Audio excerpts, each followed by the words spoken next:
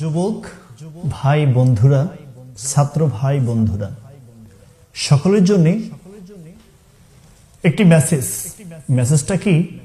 আমার অনেক বন্ধুরা আমাকে বলে, অনেকের কাছ থেকে বোঝা যায়, সেটা হলো তুমি যখন পড়ার টেবিলে বসবে যুবক, পৃথিবীর কোনো মানুষের কোনো স্মরণ করবা না, তোমাকে স্মরণ করতে হবে তাকে, যে তোমাকে জ্ঞানের পাহাড়ে নয় জ্ঞানের সাগরে তোমাকে ভাসাবার চেষ্টা করছেন। তিনি হলো মহান আল্লাহ সুবহানাহু ওয়া তাআলা। তুমি কোরআন খোলো, কোরআন পড়ো, কোরআন পড়ে তোমার পড়ার টেবিলটাকে তুমি শুরু করো, বই পড়া শুরু করো যুবক। এখন তো মডার্ন সমাজ, মডার্ন শিক্ষিত আমাদের সমাজে যুবক, পড়ার টেবিলে বসে কোনো মেয়ের সাথে চ্যাট করা যাবে না, কোনো মেয়েকে নিয়ে কল্পনাই করা যাবে না, কোনো মেয়েকে নিয়ে মনে ছবি তো আঁকা যেমন তেমন কিছুই করা যাবে না।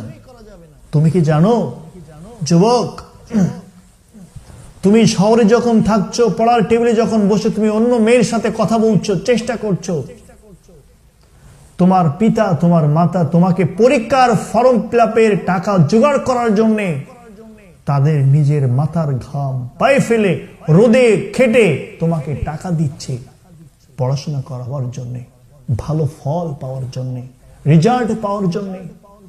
আর তুমি কি করছো? তুমি অন্য মেয়ের সাথে সেই টাকা খরচ করছো।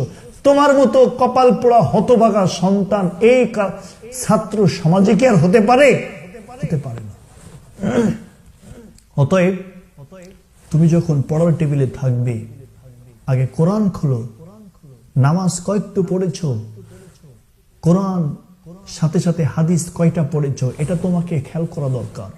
তাহলে তোমাকে কোনো মেয়ে তোমার পিছে লাগতে পারবে না, তোমার রব তোমার সাথেই থাকবে। পড়াশোনার জীবনটাকে অনেক উচ্চ উচ্চ জায়গায় চলে যাবে। কোরআন পড়বে যারা, আল্লাহর সঠিক পথে থাকবে তারা যুবক।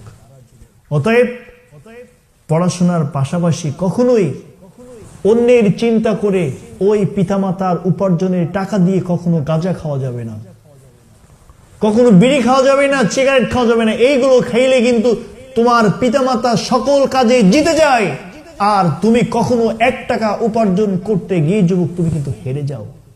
অতএব তোমাকে বুঝতে হবে, তোমার পড়াশোনা করে তোমার পিতামাতার কাছে তোমার সম্মানের ফসলটাকে তুলে দিতে হবে। এই আহ্বান করে যুবক তোমাদেরকে বলি, ছ্যাঁকা খেয়ে